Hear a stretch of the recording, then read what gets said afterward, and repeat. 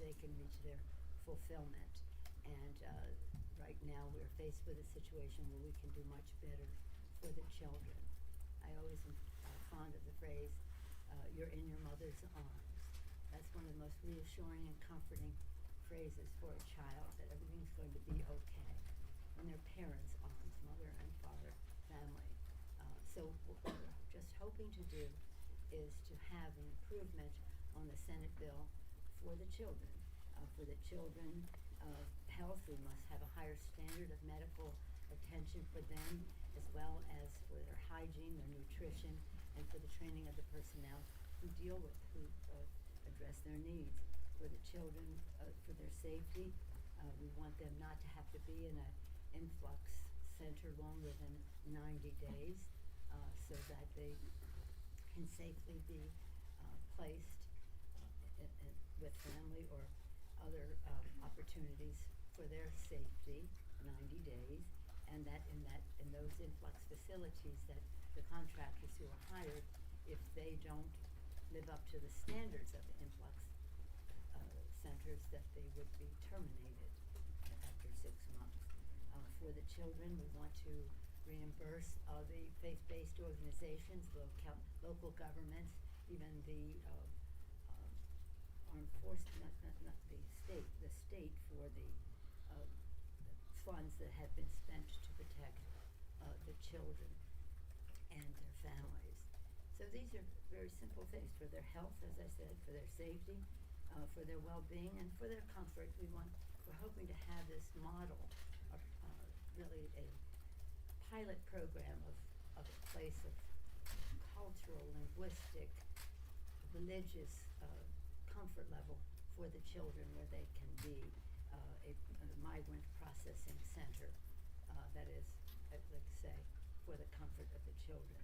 So what we're asking for is to have transparency and accountability in how we deal with it. This isn't about, I hear some people saying it's about more money. No, it's not about more money. It's about more accountability and more standards that I think we all share. I don't know why anybody would be afraid of that. My view, as many of you know, I mean, I would be considered one who's not inclined to violence and war or in any way. But if you start endangering children, I become a lioness. You get near those cubs, and it just evokes a response that is natural. And I, as a mother of 5, grandmother of 9, I just feel that way about all children. I know what opportunities our children have. We want all children to have those. So all we're saying there is, for their comfort, for their safety, for their well-being, for their health, we can do so much more. It'll only take a few minutes in conference. These issues are not unknown. And remembering, all of these children are God's children. They all have a spark of divinity that we must respect, and hope that our own spark of divinity in us will relate to theirs, the humanity that should evoke in us. So this isn't about threats or challenges or anything like that. It's only about humanity and the courage to do what is right for the children. It's not, it wouldn't take a long time, but it would make a big difference. And that is what, I'm very proud of our colleagues for what we voted on the other day. A conference is a compromise, and so we suspect that would be part of our conversation. But for some reason, the Senate Republicans have decided they don't want to go there. And I think that the public should know that. I had a very good conversation with the president. I think he would have been well disposed, but now he's in Japan, so hopefully I have a chance to share our religious values with Vice President Pence this morning. What else is happening? Okay, we're out there for the people. When we come back, we will be doing national security issues. We will be doing the Armed Services Committee Authorization Bill, the National Defense Authorization Bill. That's when we come back. We'll be talking about following up on what the Senate did on arms sales and the like. And we will hear, on another note, we will hear from Special Counsel Robert Mueller on July 17th. We look forward to hearing that from him. But I would hope that we could pass today in a bipartisan way the SAFE Act, save our federal elections, because that is, again, John Lewis said this at a press conference we had on the Voting Rights Act, which is a partner to this bill, NHR 1. It's a sacred right, the right to vote. Any questions? Let me see if we can do somebody new. No. Okay. Thank you, Madam Speaker. As you know, Senator McConnell has said he would table your new border bill if you send it over, and the administration also opposed it.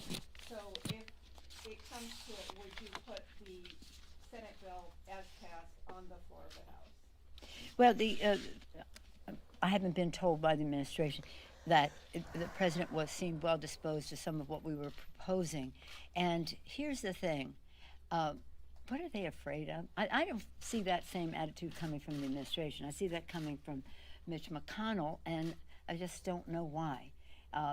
We have respected the fact that the Senate has passed their bill. We think they should respect the fact that we've passed ours. So if this is how he sees things for the future, cooperation is a two-way street. And when you're talking about the children, this is a very big priority for us. So we'll continue our conversation without threats or without predictions, but holding up this concern for the children on the border and for children across America as a moral imperative. And we will fight that fight. So are you ruling out putting the Senate bill on the House floor? We are looking forward to having a conversation, further conversations on this matter, one step at a time. Yes, sir. I wondered, with all the attention focusing on immigration and the picture of the drowned immigrants, do you think there's any prospect for broader immigration legislation this year for policy instead of just spending it today? I'm encouraged by my conversations with the president on the subject. I spoke to him on Friday, and I spoke to him on yesterday, and we talked about the fact that if we're going to deal with these issues, we have to deal in a way that builds on the DREAM Act and Promise Act and goes further to address the many people in our country who need to have a path to citizenship, which is overwhelmingly supported by the American people. So, yeah, no, I think that we're going to have we're going to continue those conversations, and hopefully that's something that can be done in the near rather than the longer term. But it has to be done. You know, we can talk all we want about one thing or another, and we have always talked about comprehensive immigration reform, but since that didn't happen, we did the Dreamers. We want to do some visas maybe when we come back, ag jobs. There are a number of things that really must be addressed, but hopefully we can work in a way that respects the dignity and worth of every person, understands what immigration means to America, and constantly reminding people of President Ronald Reagan's last speech as President of the United States when he spoke about the vital force of America's preeminence in the world being every new generation of newcomers who comes to America. So look it up. It's a beautiful speech, much better than I just did. Now we say, wait a minute, no. Okay, you go. Madam Speaker, I wanted to follow up We on had that. like a Williamsburg rule in our caucus, is if you ask the question in the previous meeting, then you have to be in line behind other people who No, didn't we don't ask like in that. the previous meeting. I wanted to follow up on See if I can answer. No. No, it's because we were at a Williamsburg thing, and you know how it is. Sometimes the same people jump in the front of the line. You wouldn't understand that. I know. I just wanted to follow up on his question about that photo of the man that was drowned with his toddler daughter. What was your immediate reaction when you saw that photo, and who do you hold responsible for it? Is there anybody to blame for that?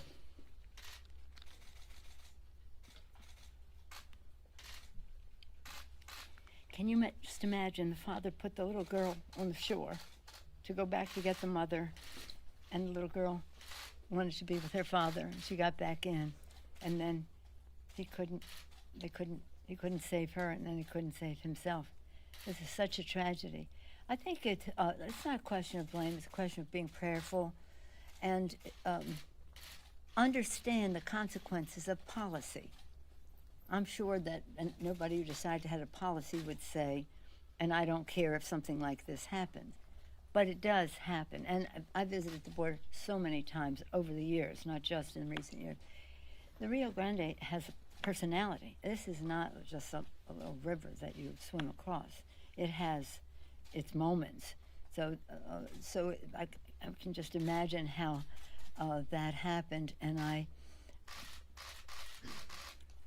just think it's such a shame for that to be the face of America around the world. So let's just step back from it from a policy standpoint. This is one of those metered situations where people who come to our country and want to be admitted have to meet certain standards. That's the way it is.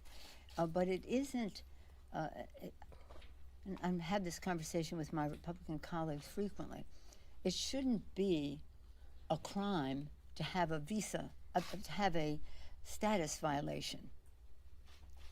If somebody commits a crime or is guilty of a crime and they're in our country, prosecutorial discretion would warrant that they are justified that they be sent away. So nobody's saying if people are, but if you overstay your visa or you're coming in, as this family would have been coming in, but they had narrowed the number of people coming in through the ports of entry, so they were coming in not through the ports, and that's not unusual there. I've physically seen that happen there. And again, enlarge the issue, weigh the equities. We're talking about human lives, and let's just subject people to the laws. But we also have to recognize that everybody in America has rights. Everybody in America has rights. And we're trying to make people aware of their rights once they're in our country. But you just cannot say, and there's a disagreement, that anybody coming across the border is breaking the law. Not until there's been a determination as to whether they can stay or not, but just because they're coming across the border, they don't. Now, we all want to have border security and do what we need to do to protect our borders, north, south, east, west, Gulf Coast, whatever. We have to do that. But we don't have to undermine who we are as a country by saying it's a crime to engage in an internationally recognized opportunity to make your case, to come into a country, any country, any country. Madam Speaker. Thank you. Good morning. Can you describe the time crunch that we're under? I know you say the Senate passed their bill, you're going to pass another version today. You have to be mindful of what both bodies have stood for here. But there is a time crunch, and there's a risk of not doing anything, getting any agreement before the break. Can you describe what that risk is if you can't come to an accord? Did I not answer this question? One step at a time. One step at a time, Chad. We would like to see if we can have some conversation. And if there's a rejection because they don't agree that we should have healthier medical facilities and nutrition and hygiene and trained personnel, let's find that out. Because it's not more money, it's just how the money is spent. Or if they say that those organizations, faith-based organizations in the region should not be compensated fully for what they have already provided, well, let's find that out. So what is the objection? They may have some, it's a compromise. So there may be some things that we would yield on depending on the objection they may have. So we're just taking it one step at a time. And I say this almost with a sense of thanks for telling us, everyone. We know how urgent it is to get the money and the resources and the changes to these children, and we care very much about them. We just want to do the best we can for them under the circumstances. But understand this is a day. This is not the end of this discussion, because we will have more time to shine a bright light on what is happening there, what difference one policy or another might make, and how we can be respectful not only of those people, but the people who are trying to help them, some in the public sector, some in the nonprofit sector, many people of faith.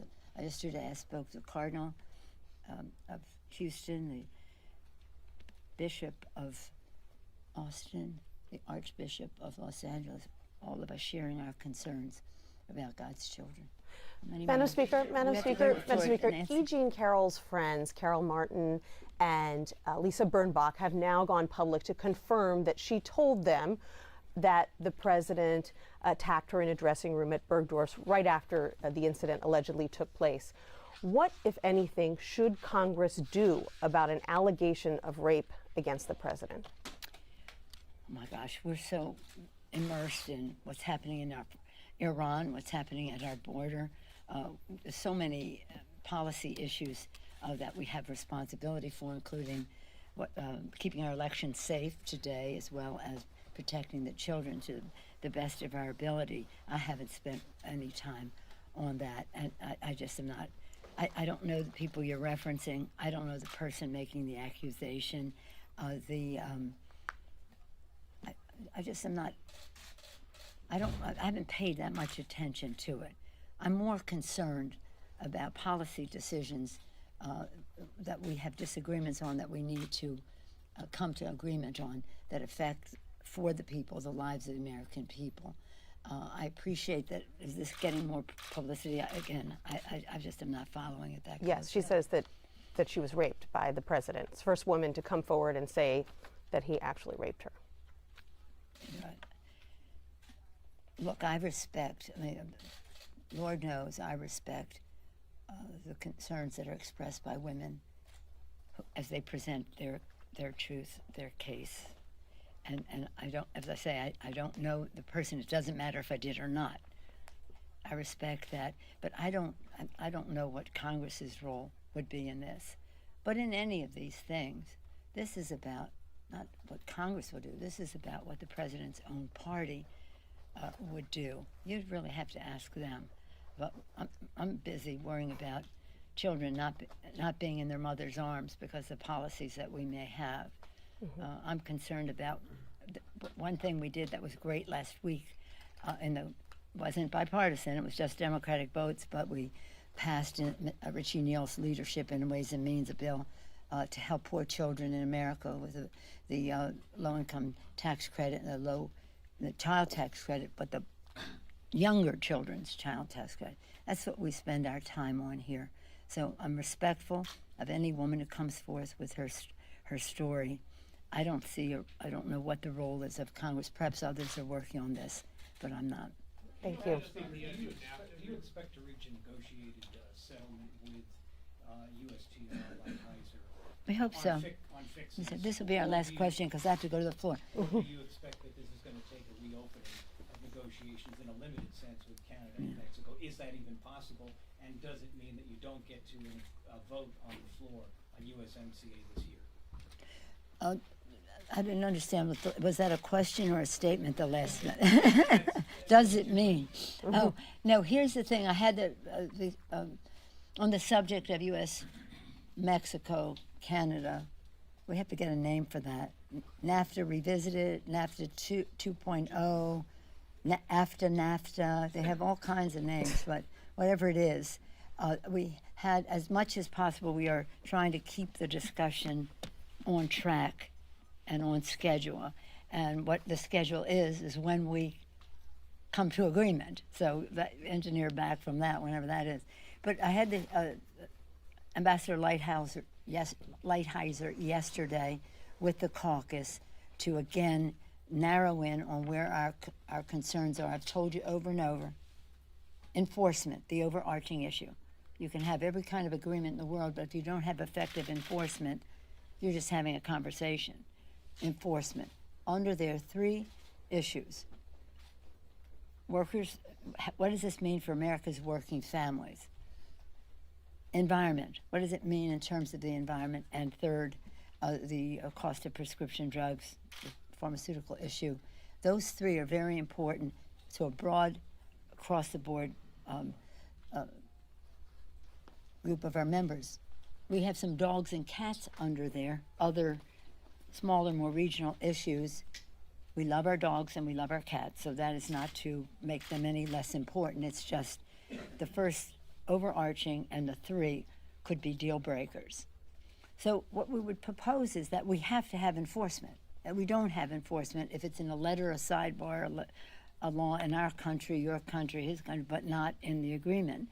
So I could see a scenario where we would just, for the singular purpose of doing enforcement, that we would suggest that they should open. I mean, it's a question of having the strongest possible vote. We want to pass this bill. We do not want to pass this agreement just slightly different from NAFTA, with a little sugar on top and said, see, we did something different. If it really isn't going to be enforceable, it will just be NAFTA with sugar on top. Now, I voted for NAFTA. I took all the heat in the world for voting for it, and I've had my disappointments. So I know what we have to do to make it work. Necessary, then reopen in a limited sense. And yeah, it couldn't be like we're opening it up and now it's ollie ollie and free. No, it would be surgical. It would be surgical. And I'm hoping that we can do it. As I say to the president, to the administration, you have leverage. We want to change NAFTA. And I think that's across the board that we do. And everybody's working very hard to understand the differences, to try to eliminate some or prioritize as we go along, so that I'm hopeful that we'll be able to do something. The ambassador frequently will say, we just don't want to get this into the presidential. And I'm like, these presidential candidates, they're 20, and I think most of them probably would want a better NAFTA, but I certainly don't speak for them. But that really doesn't have anything to do with, it's about the substance of the agreement, not the politics at all. So, Madam Speaker, thank you. are there any administrative fixes that the president might be able to offer you that you would trust if you can't make an agreement with Senator McConnell to address some of these concerns on immigration? Well, I think that Senator McConnell will do what the president wants. But no, we would rather have it statutory. Thank you. The White House has put out a statement saying that the House will take the bill. What did she say about Pence at the top? Pence? Yeah. I walked in the room too. I didn't hear anything. Okay.